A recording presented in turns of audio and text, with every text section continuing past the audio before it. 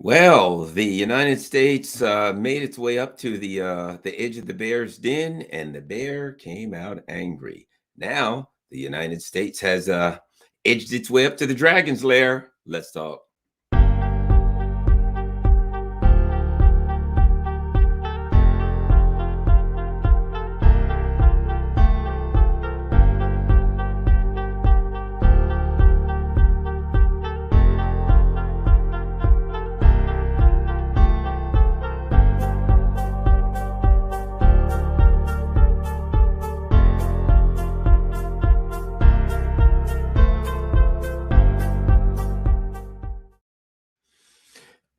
Hello, Garland Nixon here. So let's talk a little bit about what's happening in Taiwan. But what I want to do is I want to do it a little bit differently.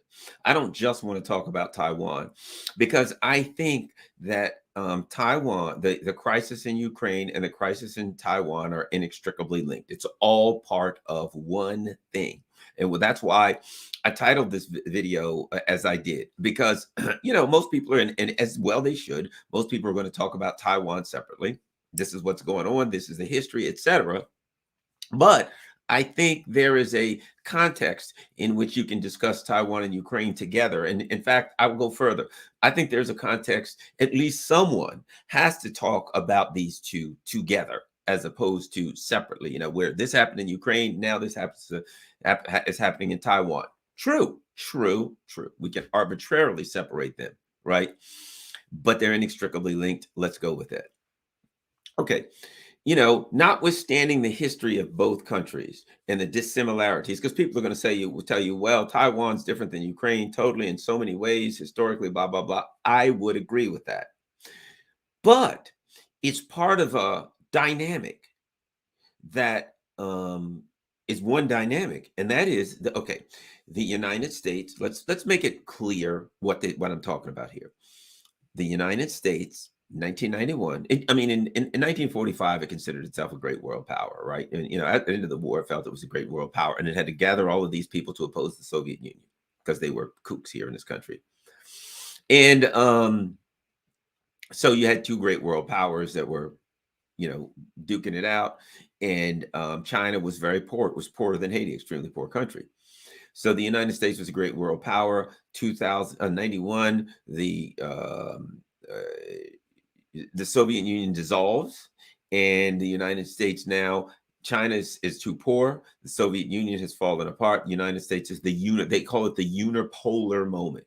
One pole, single pole. That single pole was the United States, and the United States got accustomed to that and decided around 2000, there was, in fact, the crazies, the real true fascists, wrote a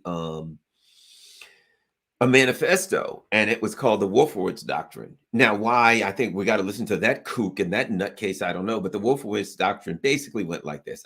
This is true fascism. True. Oh my God, the Wolfowitz Doctrine. You can look it up. Basically said the United States will not allow any other country to grow to be a world or a regional power that can challenge us. Think about this.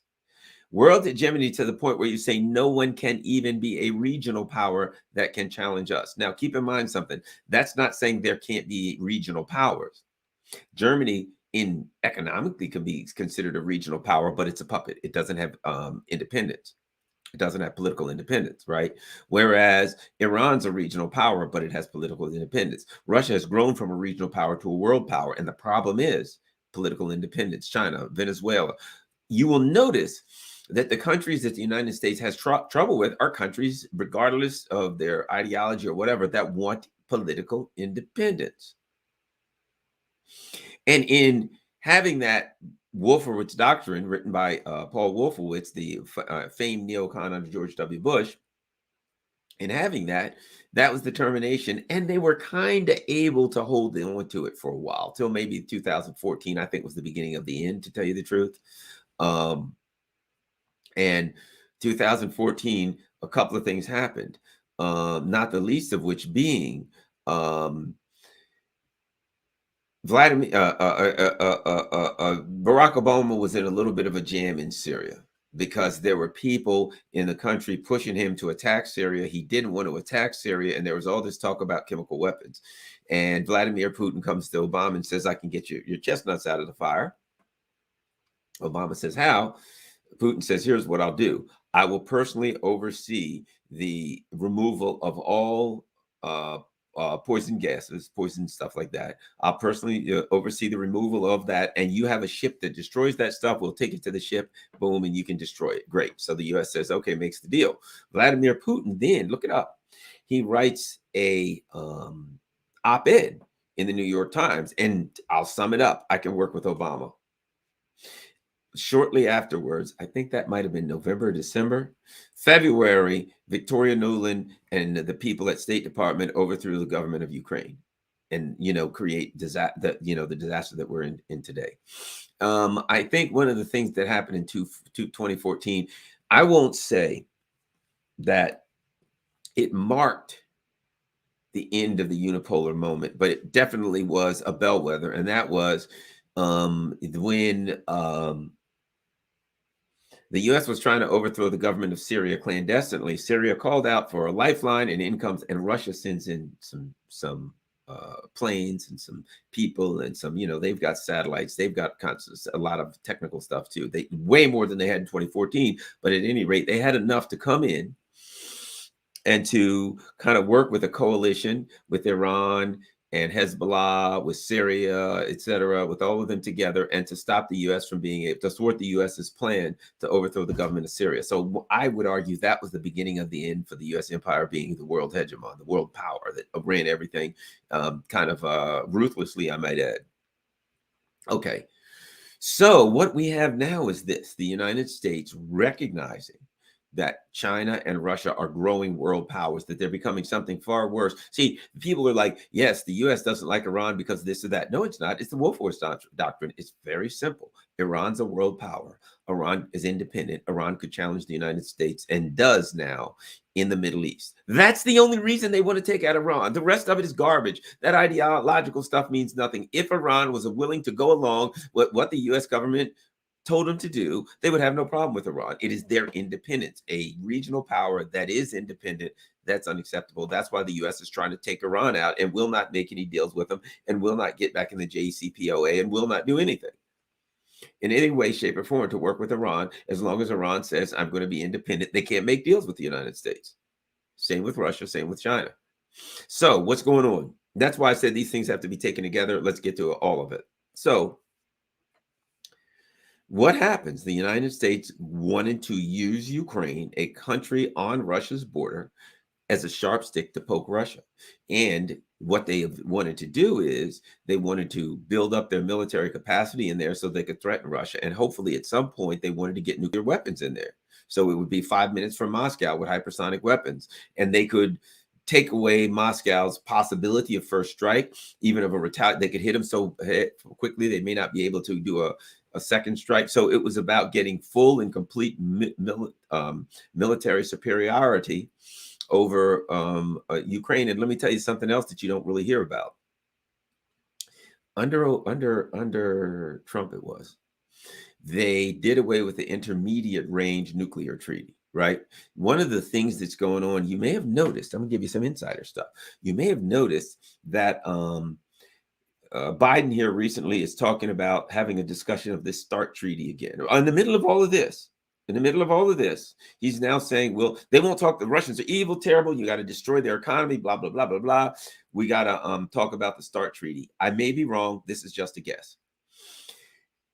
It may be with an eye way out in front to get some kind of a resolution to this by winter, or maybe to get the start. But here's what to start in the direction of a resolution. I think that what they realize is what I realize. When, I don't know if it's 2018, 2019, the Trump team, and Trump is very, very responsible for some of this crap. What the Trump team did was they did away with the INF, Intermediate Nuclear whatever treaty. And it means now that you can put nuclear intermediate nukes in Europe closer to Russia. And Russia looked at that and said, they're building up Ukraine. And they just did away with a nuclear treaty that would allow them to build the nukes that could hit us from Ukraine. I think that was, and then let me add one last thing. And then Vladimir Zelensky came out and said, look, I want nukes. We need nukes in Ukraine. And at that point, that was when they were done. There was no chance that at that point that Russia wasn't going to take them out because of the nuke threats. So bottom line, when you get all down to it, the U.S. was overthrew a country on Russia's border and tried to build the culture, a very, very powerful Nazi anti-Russia culture into that country. And at some point, and this is what I said, afterwards, I didn't think the Russians were going to do it when they did. I thought they would eventually, but at some point you're right in front of the bear's den saying, I'm going to throw snow in your den. I'm going to threaten you. I might come in that den and shoot you. He's going to come out. That bear's going to come out and that bear's not going to be happy. And you better not be anywhere near that den. Anybody near it's going to get mauled. And that's what's going on. The bear is mauling whoever's at that den. And the Ukrainians were stupid enough for the United States to give them, here's the stick, go poke that bear. And they went and poked the bear. And now they're getting mauled. Why do I put the two together? Okay, so Nancy Pelosi goes to Taiwan. And a lot of people, let me give you my thoughts on it. I didn't know what was going to happen, but my suspicions were correct. I didn't know what was going to happen. People were saying they're going to crowd her plane. They're going to try to, take her out, shoot her down, all that kind of stuff. A big part of what Russia and China say they're trying to create in a new world order. They call it a fair world order. And one of the things they talk about is going by international law. Certainly knowing that she's there, that is not a military target, knowing that you have civilians on board, they know it would be a violation of international law for them to attack the plane. I think they did the smart thing. They went by international law and they simply said, we're not going to mess with her plane. We're going to do some, live fire and stuff out in the sea, and we're going to do some intimidating moves with our military, but we ain't going to fool with her plane. That would be a illegal under international law, and it would make us look like hypocrites, right? I think that's what they finally came up with, that they're just not going to do anything. Now, after she leaves, so I interviewed Scott Ritter today for one of my radio shows, and Scott Ritter said, a couple days ago, and Scott Ritter said they're going to let her land. And then after she leaves, it's war. They're going to blow the hell out of Taiwan, right? So she went, and again, you're on China's border. You went to the den of the bear, metaphorically. Now you're right in front of the dragon's lair, poking the dragon. The dragon's trying to sleep, poking him. The dragon saying, leave me alone, poking him more. Dragon saying, if you don't stop, I'm going to breathe fire. Poke, poke, poke some more. I don't think they're going to have to poke anymore. I think the poking is done. Let's look at what happened. One of the things that Taiwan, they've said they're going to do, the Chinese have said they're going to do, starting August 4th, they're going to have some live fire exercises, military exercises. In the vicinity of Taiwan, they're going to, in the vicinity of this country on their border that the United States has once said could be an aircraft carrier, and the U.S. said so on their border. They've said we're going to have some exercises around Taiwan. Let's take a look here at these exercises. Let's look and see what we think of them. All right, here goes the exercises. So from the 4th through the 7th, they said, this is Taiwan. See, that's Taiwan, huh? Not bad, huh? There are exercises here, here, here, here, here, and here. And they said, they're closing the airspace because, they wouldn't want to accidentally shoot anybody down. It's dangerous. Notice anything about that? You notice anything about, like, maybe a pattern? A pattern that was so obvious that it doesn't look random. You know anything about that? One could almost look at that and say they're completely surrounding Taiwan. And that someone would be me. And let me see if I can find let's look and see it. See what they're saying over at Global Times. Global Times is pretty much the official party. Uh,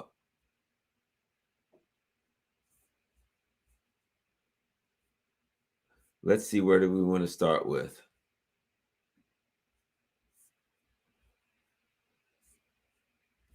Let's read.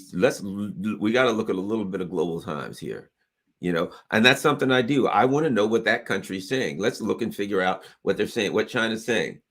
The PLA, People's Liberation Army, on the night that U.S. House picked. Okay, uh, for her provocative visit, blah blah blah. On the night, okay, violates the promise of opposing Taiwan independence, secessionism, launched massive military drills around the island of Taiwan, including a long range live fire drill in the Taiwan Straits and live fire conventional missile drills to the east of the island. Listen to this. Analysts saying China is not merely targeting a visiting 82-year-old U.S. politician, but is eyeing the anti secession campaign against the secessionist Taiwan authorities and is to concretely speed up the reunification process. Now, listen to this. The People's Liberation Army will also conduct a series of live fire drills from August 4th to 7th in 6 different areas that encircle the island of Taiwan from all directions.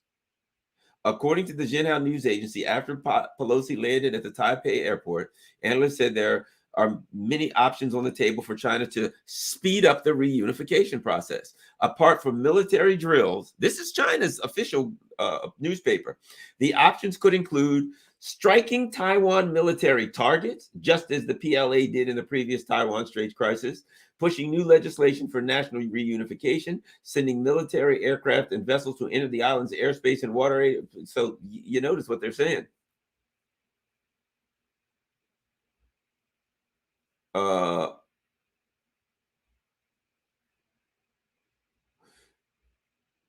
China will definitely take all necessary measures to resolutely safeguard its sovereignty and territorial integrity in response to this U.S. speaker's visit. Uh,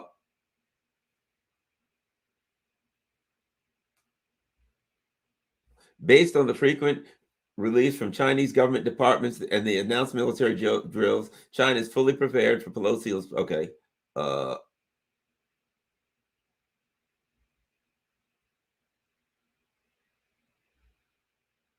let's see what else we have. Uh,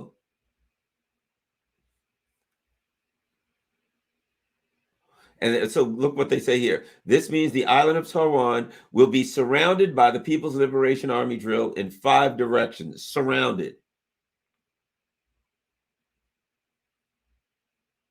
Uh,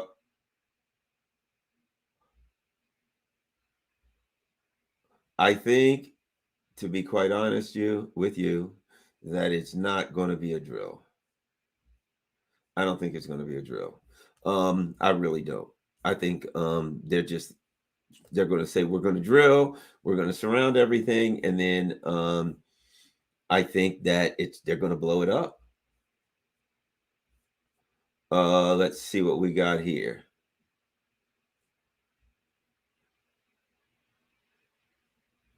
Let's see. Now, here's something else I find interesting. There seems to be evidence out there that at some point, like last month, the Taiwanese government determined that it was a bad idea and contacted Nancy Pelosi and tried to cancel her coming, and she said, "Nah, I'm coming anyway." Uh,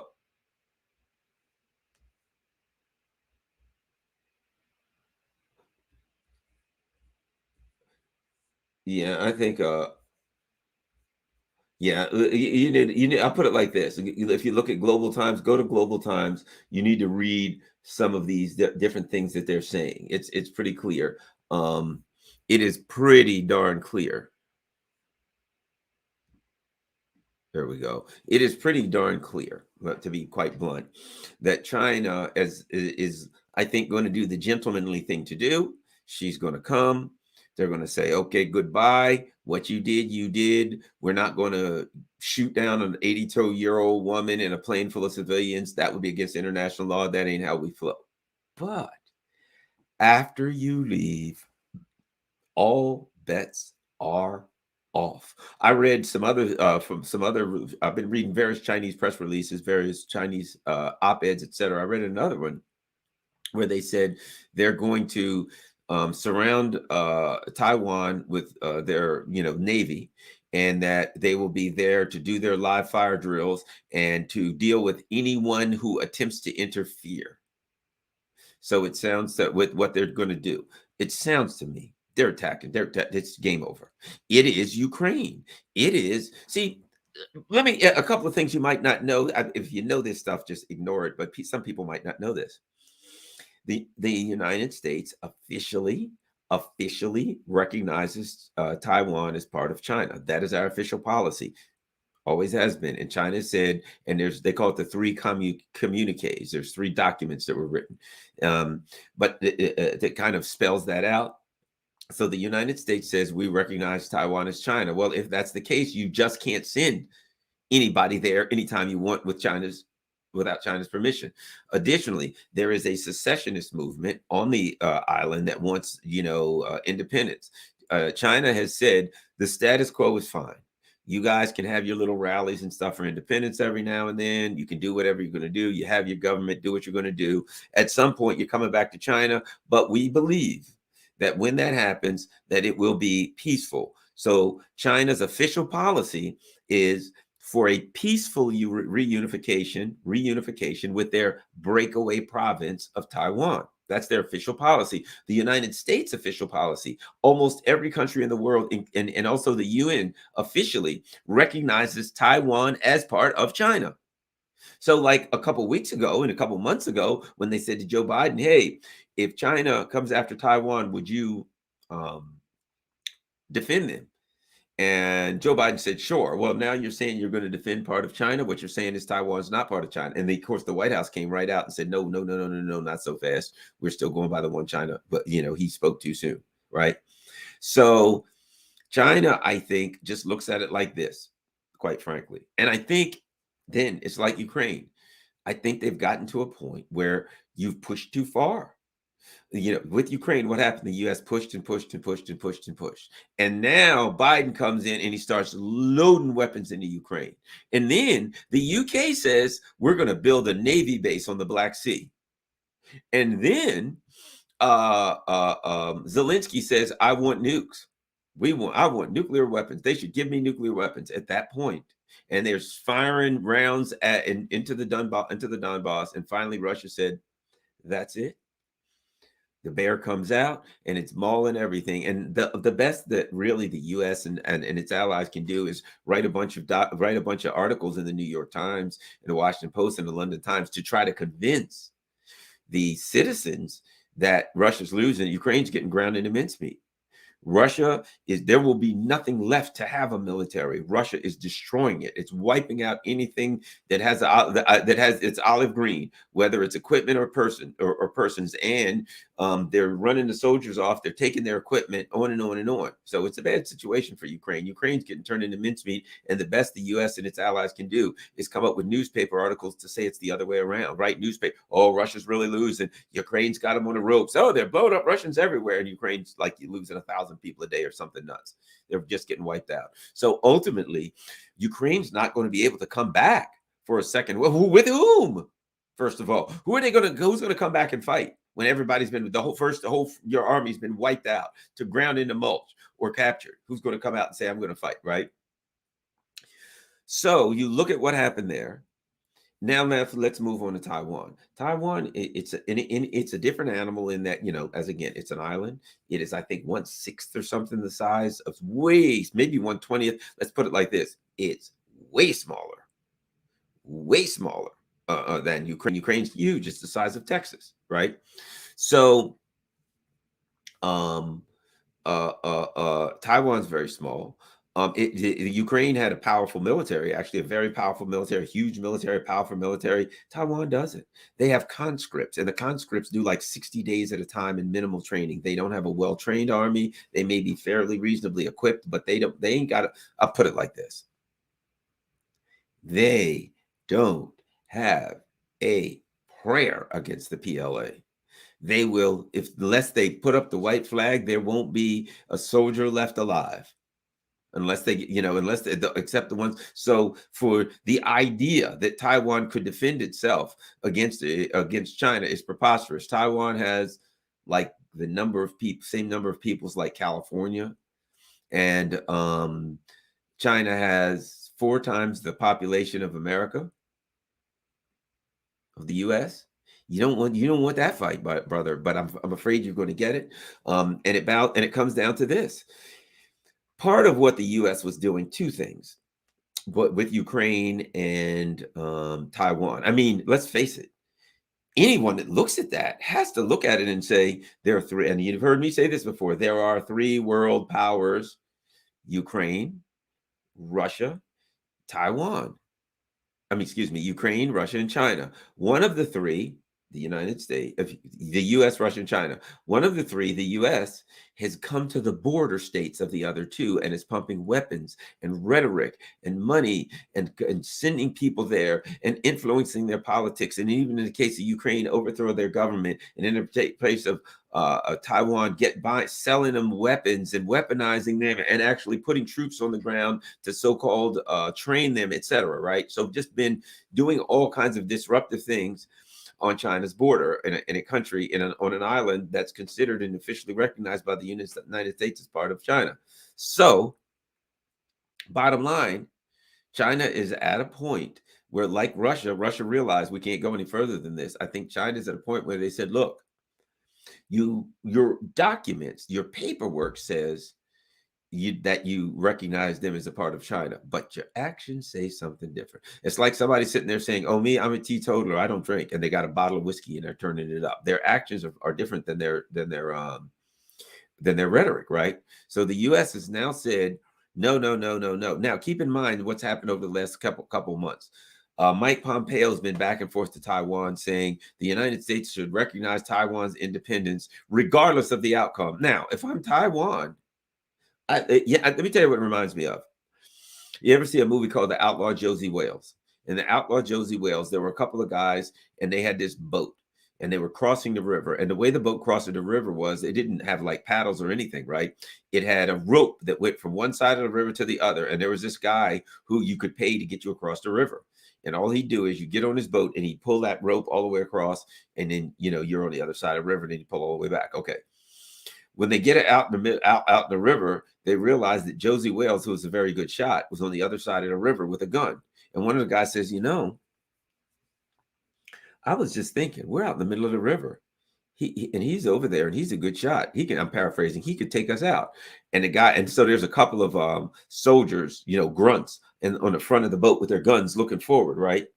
And the guy that was in charge of him looks, he says, nah, he says, best he could do is take out a couple of those guys up front. And the guys up front look at him like, what? Whoa, hey, whoa, time out, brother. Right?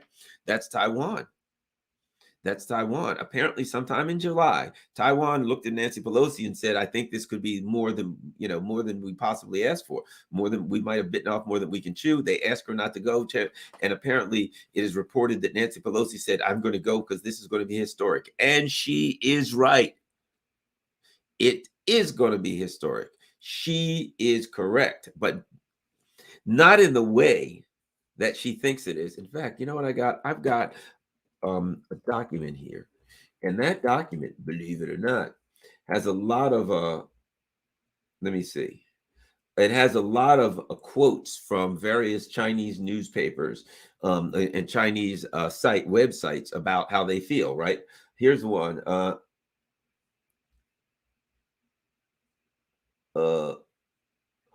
Chinese Vice Foreign Minister Xi Jinping summoned U.S. Ambassador to China, Nicholas Burns, on early Wednesday morning to protest against Pelosi's visit to Taiwan Island. The nature of Pelosi's visit is extremely vicious, and the consequences and the consequence is very grave. The Chinese side will not sit idly by, Xi told Burns. That means war.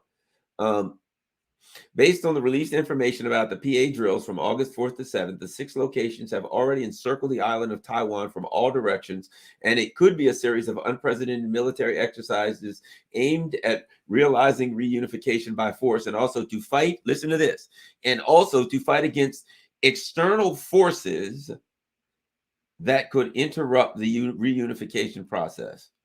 Because of Pelosi's arrival at the Taipei airport that totally ignored China's warning, it is certain that, listen to this, the status quo of the Taiwan Strait situation has been broken, and China will make it enter a new status quo.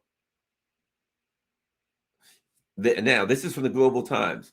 Pelosi's stupid, reckless, dangerous, provocative actions welded the entire responsibility for undermining peace and stability across the Taiwan Straits to the U.S. and the DPP authorities. This is a new escalation of collusion between the U.S. and the Taiwan island, a serious and destructive change to the status quo of the Taiwan Straits, and it is also, listen to this, betrayal of U.S. communiques between China and U.S. The visit also violates United Nations Resolution 2758.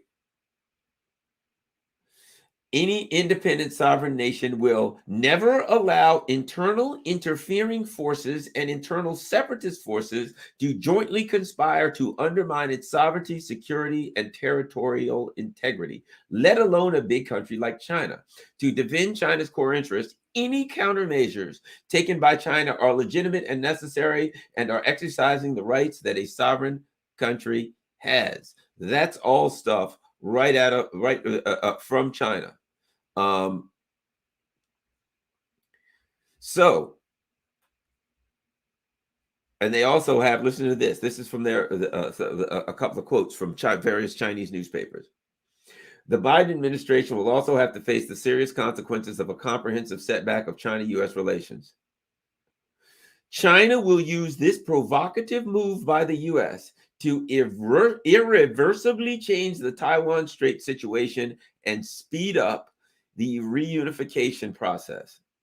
No one should underestimate China's determination for its reunification and rejuvenation. China will steadily speed up its process of reunification. Now, listen to this. This is in the Chinese site. China will steadily speed up its process of reunification and declare the end of U.S. domination of the world order. This is what they're saying, the Chinese government. We will end it. Now, what do they mean? What it means is this. We ain't playing no more, buddy.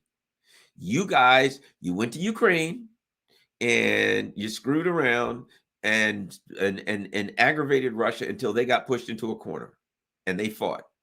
We're not waiting. You overthrew Ukraine. You turned that country into attempted to turn the country into a bulwark for the West against Russia. Not happening here. Not happening. Now, what they're saying when they say that China will steadily speed up its process of reunification and declare the end of the U.S. domination of the world order. Here's what they're saying. The U.S. says we can do anything we want. We can come to, even though we recognize Taiwan as a part of China, we can still go there anytime we want. That's the U.S. That's the U.S. dominated world order. What China is saying is this. You have said that you can do anything you want. You can go to Taiwan. Now you went to Taiwan, and now we're going to show you that you can't do anything you want. End of this. It's the end of the era where you can do anything you want. Now we're going to blow the hell out of Taiwan. We're going to take it back. If you get involved, you got a fight on your hands, and you know good and damn well how powerful we are in this area, and you know we got nukes too, and you know you're not going to fire nukes at us without getting, it's going to be the end of you too. So it's suicide. Let's hope that doesn't happen. That's nothing we need to discuss because there's nothing we can control. Just like whether you're going to have a heart attack before this is over, you can't control that. There's no point controlling talking about when you're going to die. So what do I think here? And might I add, I read that immediately Russia put out a document that said they fully support China. They fully support China in China protecting their integrity. You might want to see it. It was on RT.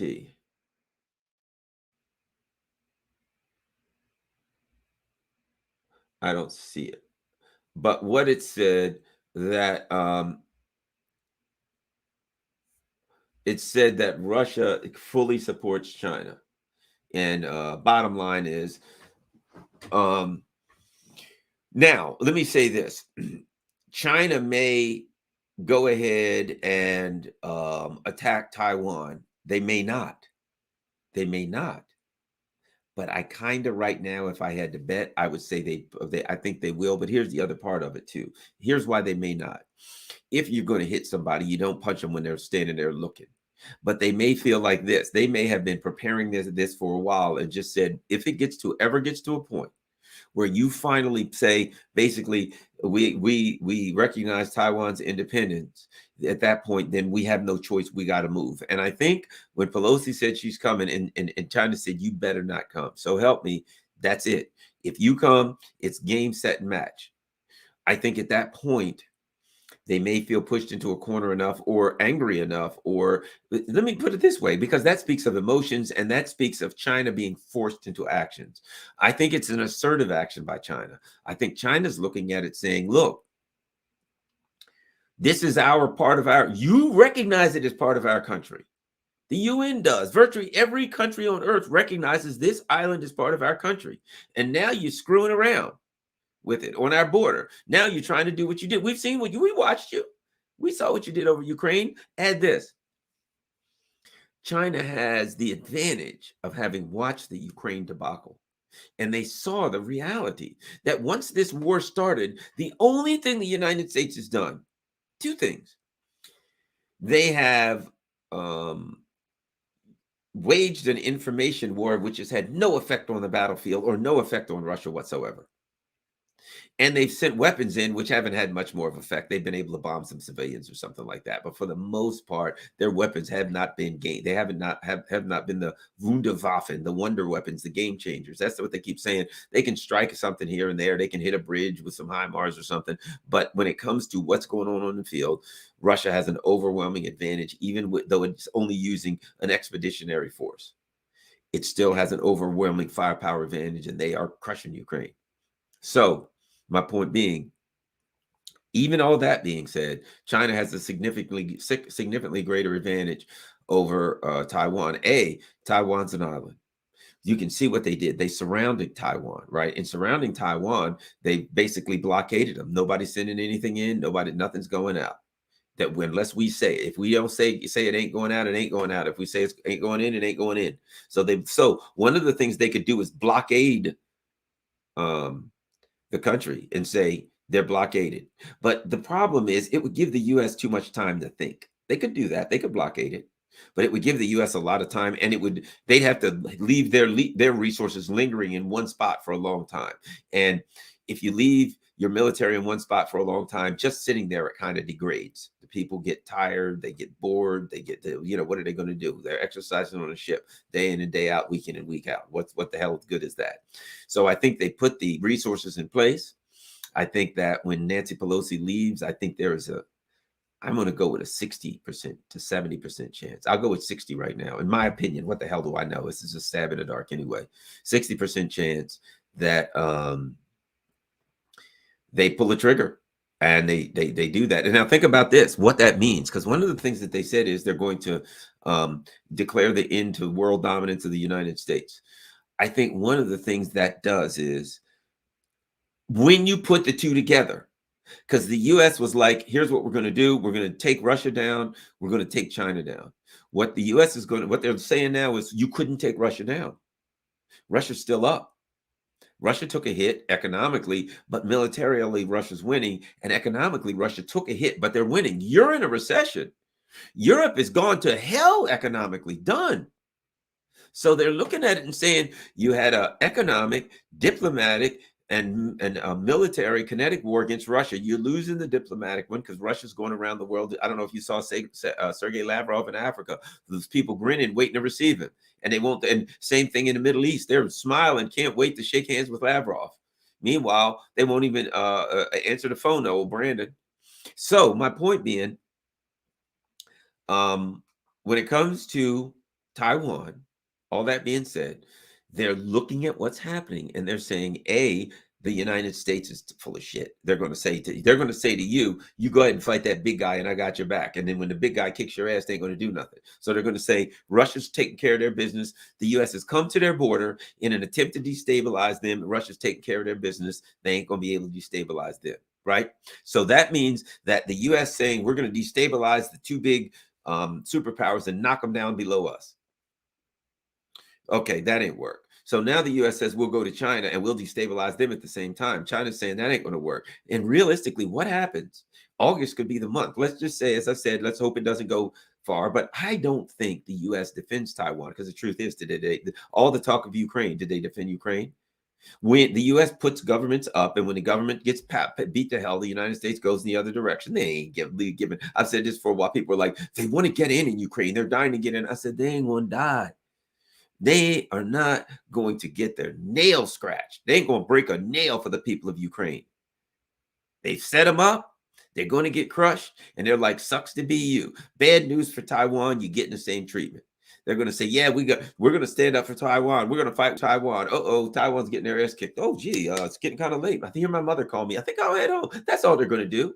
Wisely so, because they can't. In the same way, see, most people who don't study it don't understand that NATO is a paper tiger. NATO does not have the military capacity to stand up to the Russian army in Eastern Europe. Doesn't have it anymore.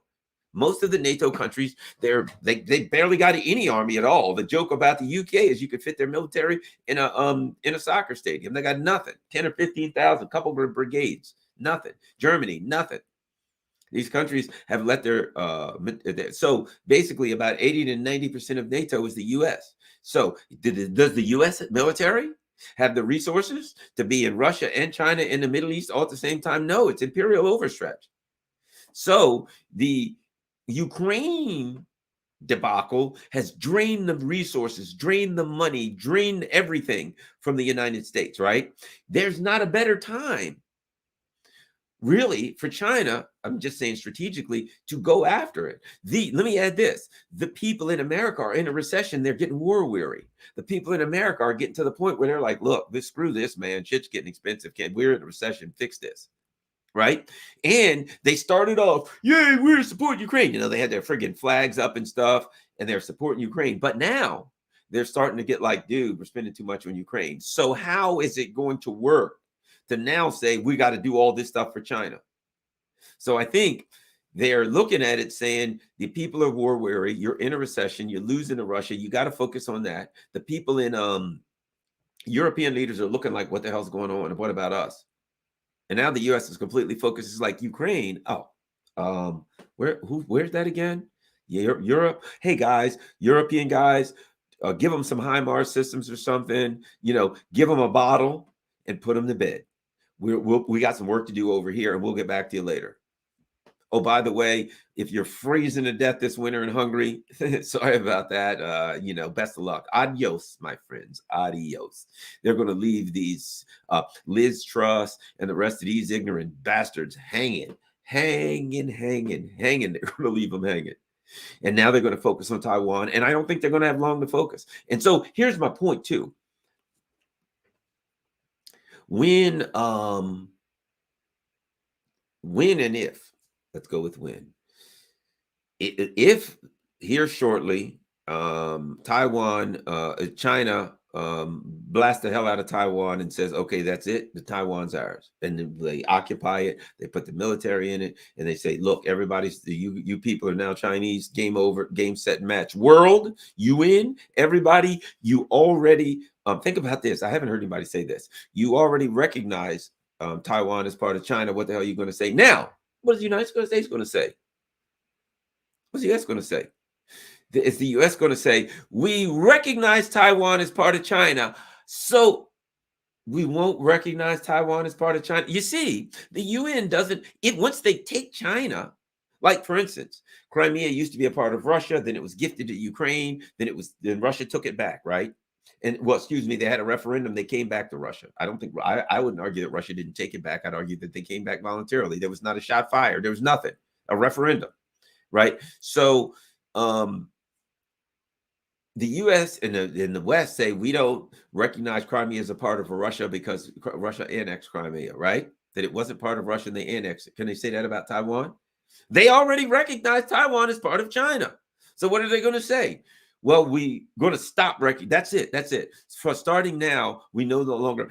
So as long as Taiwan wasn't governed by China, we recognize Taiwan as part of China. But now that Taiwan will be governed by China, we're not going to recognize Taiwan as part of China. You got a contradiction there, don't you? So even if and when China takes Taiwan, it's going to be difficult for the government, for the U.S., the UN, and all these other countries who already recognize Taiwan as part of China to say China has to give Taiwan up, because you already, and then they're going to say we got to give what up? We got to give China up. You're going to say we got to give our other provinces up. This is ours. You already recognize it's ours. It puts them in a jam. Now let me add this.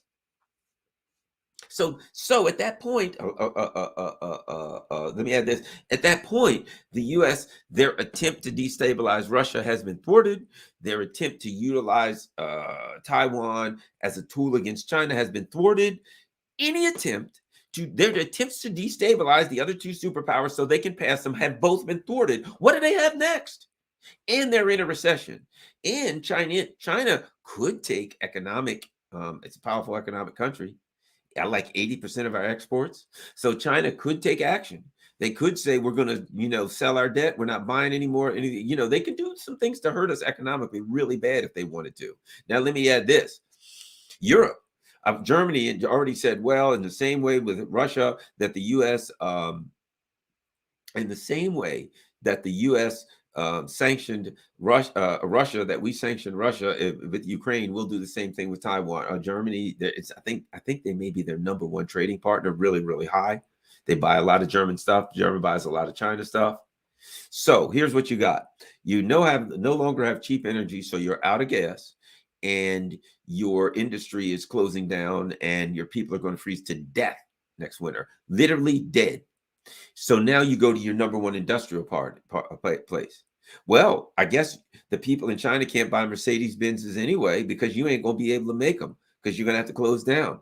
So now Germany and the rest of Europe is saying we will now take the same sanctions and do that against the industrial powerhouse of the world. Instantly, they all go into massive depression. How are they going to do that? Now, I mean, there'll be violence. Now, as it is, there's going to be violence. What do you think people are going to do when there's brownouts and blackouts? And what do you think they're going to do when the price of energy is their salary, when they cannot afford to heat their homes, when they can't get their hands on food appropriately? What do you think the people of Europe are going to do? And when they realize that ain't going to change, that this is not a temporary measure, what do you think they're going to do? They're going to lose their shit. They're going to lose their shit. They're going to pieces on this. Now, add that, of course, in a way, look, I mean, if you're burying yourself, you might as well dig the grave 6 more feet deep. So one could argue they might as well just, pull the pin here. Hey, we're going to do China too. We won't have any food or energy. Okay, yeah, there we go. Food, energy. What do we need those things for? We don't. We're rich. The people need them. We're getting the hell out of here. Zelensky and his crew and Macron and those people, they're moving to South Florida. They'll leave the rest of the people home to suffer. So that's the jam. The jam is, for China, that's the situation that China has with Taiwan. And that is, Ukraine has already severely damaged the entire U.S. empire. The Ukraine debacle, the economy of the entire U.S. empire. The U.S. empire is now looking at the industrial beast of the world. Can the U.S. empire then make any attempt whatsoever to do economic sanctions against China? That's just going to wipe out. And let me add this, just before the midterms. Just go from bad to worse just before the midterms, and China will probably retaliate just before the midterms and throw yourself, just into a death spiral economically. So the Biden team can't afford to do that. So let's see what China does, and then at that point, as I suspect, these two things happen. August, Russia finishes with Eastern Ukraine, finishes the Donbass, and you'll start to see political and military collapse in Ukraine. to a point where it becomes unmanageable and the Russians just go where they want, do what they want. That's option. That's one thing that I think may happen in August. Good possibility if the Russians finish in eastern Ukraine in August, which I think is possible or close to it. I think it's quite possible. And China they look at it and they say, we're not going to have a long slog, grog, whatever you want to call it. We're not going to have a long, drawn out battle. They may say to the Taiwanese, you got 24 hours or it's over. You got 1 hour, or they might not say anything. They may just militarily turn every Taiwanese military base into just absolute rubble, nothing bigger than a 50-cent piece. And they can do it. They have the ability to do it. And so I think that's what we're looking at. At that point, they've said, remember, they said they're going to declare the end of the U.S. world domination. At that point, they're going to say, okay, look at Russia. Look at Ukraine. Look at China. Look at Taiwan. And I've been saying for months, you know this, you better get your I'm with Taiwan flag, because they're blowing that they're going to blow us the hell off of their border one way or the other. And I don't believe that I just don't believe that the U.S. is going to fight for Taiwan. I don't believe the U.S. will do that. They didn't fight for Ukraine. I don't think they'll fight for Taiwan. I think keep in mind, Ukraine, they knew they didn't have the military assets to go toe to toe with Russia on the border. Their plan was to set up the war, let Ukraine get beat to hell, but use the war as an excuse for all of these sanctions on Russia. And that's what really was going to take Russia out. It was never about fighting Russia. The same as the game, and China understands that by now. That's the same game. And that is what? To get Taiwan to get attacked. They're just, look, what have they gone through? Xinjiang, there's a genocide, the only genocide in history where there's more people of the population that was genocided than there were before. How's the population growing in the genocide? Get out of here, dramatically. Right? Not a single refugee, nothing. It's the invisible genocide. But then they went to remember that lady, Ping, whatever her name is, Shui? And then she's being mistreated. There's one thing after another with them going after China. Right? So China knows you're going to go after us one thing after another after another. We're going to put it into it now. Now, once Taiwan's gone, screw you. You just sit out there and say what you want to say. But at that point, China's going to feel like we have proven what we got to do. We have proven we're in charge, and we've thrown you off of our border. And now you do whatever you want to do. Taiwan is ours for good. And you're off our border, and you can go to the Philippines if they'll have you, Singapore if you want to. The next problem they're going to have is this. All the countries in Asia are going to look and say, in the same way that a lot of countries around the world are looking at Russia saying, yeah, the bear's tough. The bear's tough. Don't fuck with the bear, man. The bear will put his foot square in your ass, right? They look at it and they're like, nobody would challenge the United States. And Russia, think about this, is playing it up. This is part of it. And this is another connection. Russia's saying, now the United States is involved. The United States has people on the ground. The United States have soldiers on the ground. The United States equipment, and they're aiming on the ground. Why would Russia say that? I think that from the perspective of propaganda, and I don't say propaganda is a good or bad thing. I say this is what all countries do, right? Influence, opera, whatever, right? To get their point, to take control of the narrative, right? So what Russia says then is, in bragging, yep, them sons of bitches came to our border. No, it wasn't just Ukrainians. See, think about it. It's like an old West guy telling the story of the tough guy, of all the bad guys he took out. Tell me what happened there, old Sheriff Garland. Well, them sons of bitches came to our borders. Yes, sirree. And it wasn't just the Ukrainians. I tell you, it was Americans. They had the finest equipment money can buy. All shiny, you know. The shiny kind. High Mars, fly Mars, slime Mars. They had it all. But we were ready for it. Because our guys were tougher and grittier. Yeah, the Americans think they're tough. See what I mean? Now you got a story to sit around the fire and tell the boys when you go to Africa, when you go to the Middle East, when you go to Latin America. So tell me about your fight with the you know how it goes. Hey, Mr. Putin. Yeah, son. Me and the fellas got together and we were wondering something. What do you need? Could you tell us about your fight with the Americans? There you go. They're sitting around a campfire and he's chewing on a toothpick. Yeah, they came at me. There was Americans everywhere. Oh, they thought we didn't know. They were all over Ukraine. They were using their space telescopes. They were using their HIMARS systems. They were using their M77777s, whatever the hell they were. But we don't care because we're Russians. And everybody's like, ooh. We put our foot in their asses and we said to them, you will get the hell off of our border. And you know what they did? They got off our border. And you know what's going to happen? The guys are going to stand up. Yay! I'm a guy, I know. So we're sitting around and some guy's telling you about how he was in a bar. A guy jumped me from the back. I elbowed him. I picked up a chair. I slashed a guy and smashed him over the head. Really? What happened then? Oh, this one it really got bad.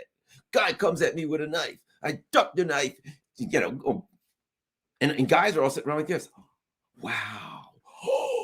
Here, can I buy you a beer, dude? Get this man a Heineken, whatever he wants. He's a tough guy. Heineken for him, for our all night. It's on me. Putin will be drinking when he goes to Africa, when he goes to Latin America. Okay, maybe not in the Muslim countries, but you get my point. He will be drinking. His money is no good in the bars of Venezuela. Tell you that when he goes to the bar and he tells them the story about how many Americans were in Ukraine and he stuck his foot in their ass and kicked them the hell off. The bear came out and scratched the hell out of him. When he tells those stories, those people in the post parts of the world are going to be like, yeah, you're a tough son of a bitch, man. I think we want to be on your side. That's what China's doing in Asia. That's what's happening. That's why they're going to be able to say the end of the unipolar moment. Why? Because the U.S. creeped up to the border of Russia, and Russia's going to go around the world telling the world. They're setting it up now. There was actually Americans on the ground. Brits too. The UK, they were on the ground. We didn't just defeat Ukrainian. Guess what? We found out there were Swedes, there were Poles. All of them sons of bitches came to our country, and we sent their asses back to where they came from. That's what they're going to say. That's what I'd say. That's what I'd say. Yeah, there was Frenchmen, especially the Frenchmen. I hate them worse. And they came, there was Germans, Nazi sons of bitches, every last one of them, and we kicked their asses and sent those liverwurst chewing sons of bitches back to Berlin. That's what they'll be saying. That's the stories. They'll be sipping vodka. I'm telling you. So China now, what do you think they're going to say? Pelosi landed on the island. Oh yeah, she thought she was tough. They landed on our island. Well, sooner or later, them sons of bitches had to leave. And we said, you can come. It's like a roach motel. You can get in, but you can't get out sooner or later. And when Pelosi and her people left, we went through that island like shit through a tin horn. Oh, man, they're going to have the stories. And the other Asian countries are going to be like this. Oh, wow. Tell us more. Get this man a drink. Somebody get this man a drink. What's this man doing with an empty glass? Get him a drink. More. Can we get some more stories, please, Mr. Xi? That's the end of the. See, you got to understand, in a world of tough guys, in a world of toughness, in a world of leaders, the person that whoops ass and takes names is the person that people are going to want to join with. So the U.S. is going to say, hey, whatever, Smabilaland. You're a nice little country in Asia. Wouldn't you like to join with us instead of China? And that little Smabilaland or whatever the hell is going to say, yeah, nah, they kicked your ass the other. Get the fuck out of here. You got your ass whooped. Go on. Don't get your poor panties in a bunch. Run on along now. Go on home before somebody comes along and kicks your ass. That's it. End of U.S. global domination. That's it. Game, set, and match. That's what we're looking at right now. And if the U.S. goes, what is the U.S. going to do? Go actually fight China in the South China Sea, with surrounded, on the coast of China with hypersonic missiles batteries lined for 1,000 miles around you? It is suicide. It would be suicide for the U.S. to try to fight China in the South China Sea, with China's full military on display and able to fire at China. They put missiles on islands all over the place. That it would be shooting fish in a barrel. So I don't see the U.S. never helps anybody when the U.S. ain't doing it now, because they know and then what are they going to do? Fire nukes and nukes come back? I don't see that happening. First of all, history tells us the U.S. will not come to the aid of Taiwan. That ain't what they do. And secondly, how can they justify it when they've already recognized it as part of China? The official policy is it's part of China. How can they justify it? Oh yeah, it's officially part of China, and we're gonna somehow we're gonna justify it. No, I don't think so. Well, that's the way I see it. I don't know what's going to happen. Let's see. We don't have many. Let me just say this first of all. Very important for those who can help with the channel, for those who can help keep me on the air, do what you can to help me keep this channel going. If you would be so kind, look in the show notes. We've got Buy Me a Coffee. I'm at buymeacoffee.com. I'm also at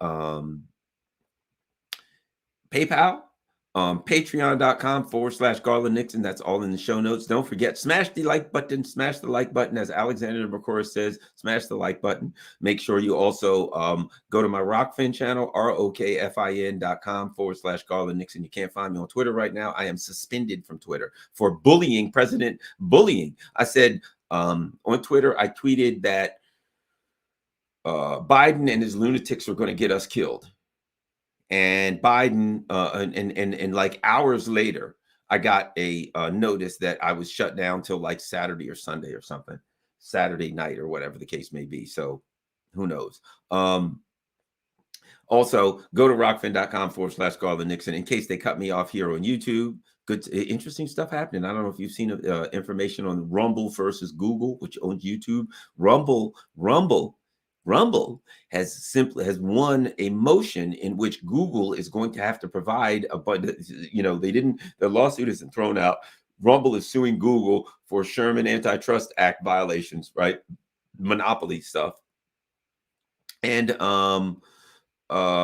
they won their last motion. So now Google is going to have to give Rumble all of this information on algorithms they use and all kind of internal shit. And even stuff about that went between Google and the US government documentation. So this ought to be pretty to watch. All right. Rockfin.com. Don't forget, on Rockfin, you have two options. You can become a member for free, or you can become a subscriber. It's $9.99 a month. I appreciate anybody that can become a subscriber on Rockfin. I don't see. We got a couple of super chats. I always appreciate the super chats and super stickers. Let's do the super chats and let's do the tips in Rockfin. I love Rockfin. You can, it's really a great picture, and you're allowed to tip on there. Okay.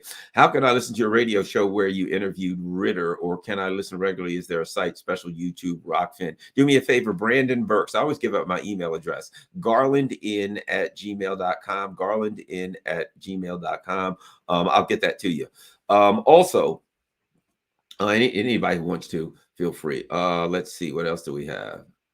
Okay, I just interviewed Scott Ritter the other day, and he said they're going to let Pelosi go home. They're going to blow the hell out of Taiwan. Siege and ask for surrender after 1 week invade. It's possible. Something like that's going down. That's a very good possibility. Any more super? That's it for the super chats. Okay, so let's go over to Rockfin. We got some people over there. We got some. Thanks, JJ. A tip from JJ. Kinky. Yay, Kinky. Are the liberals Ukrainian flags coming down and Taiwanese flags going up, or will people finally figure out that's all foobar and they're being fooled? It's going to be tough. It could be a real major debacle if they just try to do it again. All right, time to do it again. Guys, remember what we did with Ukraine a couple of months ago? Yeah, Taiwan this time. Like even the blue no matter who idiots, or the most MAGA-esque China-hating people should say, wait a minute, didn't we just, seems to me, I heard that song before. All right, that's what else we got.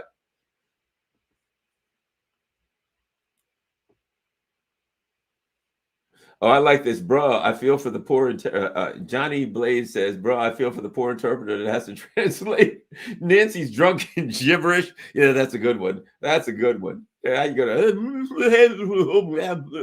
She talks like she just left the dentist. Well, I don't think she's drunk. I think she's just, again, it's like Joe. I think sadly it's dementia. Shares in companies Nancy just bought. Yeah, she does kind of do that. How about this? Arthur Vinto. Thanks a lot, Arthur. I certainly appreciate the tip.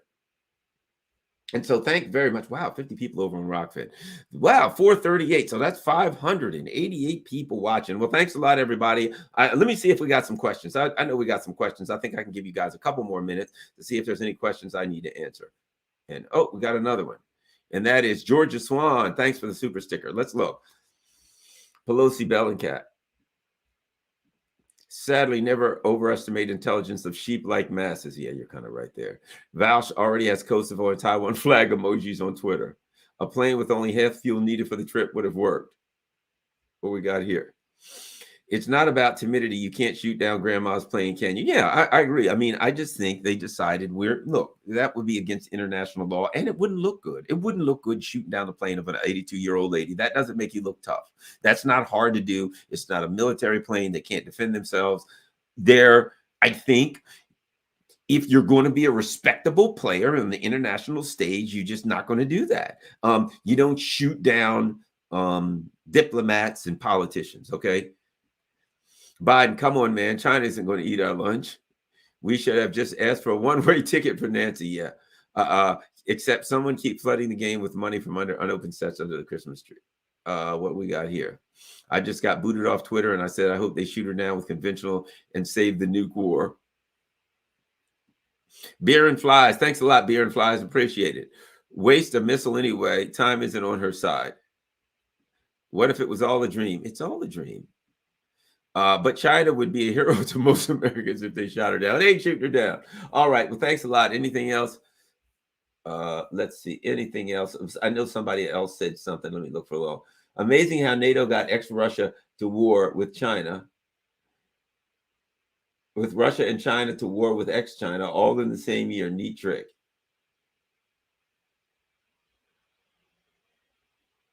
Yeah, I think that's about it. Everybody. Here we go. What's this? You forgot the part where Josie Wells shot off the rope and the barge was swept away in the current. Yes, that's a great movie. That's a great movie. As one of my favorite part of it is where the bounty hunter says to him, he says, "Look, to the bounty hunter, we can just go on about our way. Nobody's got to get hurt. We can just you go your way and I go mine. And the bounty hunter says to Josie Wales, a man's got to make a living. And he looks at him and he says, Diane, ain't no way to make a living, boy. And I think that's the end of it. Thanks a lot, Chicken Patty. Why did they let her land? Nothing but trouble. Again, they're not going to shoot down an 82-year-old woman who drunken woman. No, she's not drunken. She's I think they're just dementia issues, really. I think that's why she is so and nobody ever talks about this. Nancy Pelosi has had, and Joe Biden also, they've had so much plastic surgery.